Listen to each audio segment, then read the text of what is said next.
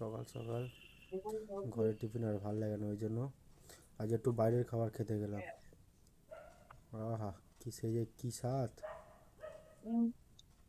নিরামিষ খাবারের যে এত স্বাদ হয় আগে জানতাম না। আজ বেরিয়ে পড়েছিলাম কাজের উদ্দেশ্যেই, যাওয়ার পথে একটি দোকানে দাঁড়ালাম কচুরি খাওয়ার জন্য, অনেকদিন খাওয়া হয় না।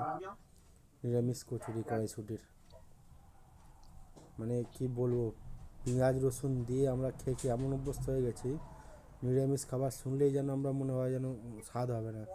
কিন্তু এই নিরামিষ খাবার আচ্ছা আচ্ছা আদা রসুন পেঁয়াজের খাবারকে ফেল করে দেবে। এত বিউটিফুল খাবার, এত সুস্বাদু ছিল কড়াইশুটির কচুরি আর ছোলার ডাল। এত সুন্দর, যত সুন্দর ডাল তত সুন্দর কচুরি। খুব একটা বাইরের খাবার খাওয়া হয় না, তবে আজকে খাওয়া হলো, কিন্তু হেভি লাগলো। দেখুন কচুরির ভেতর, দেখুন পুরটা, দেখুন পুরো কড়াইশুটির পুর। এই কচুরিটি শুধু খেলেও তার টেস্ট একদম অন্যরকম। ভিডিওটি ভালো লাগলে লাইক করে দেবেন, আর অবশ্যই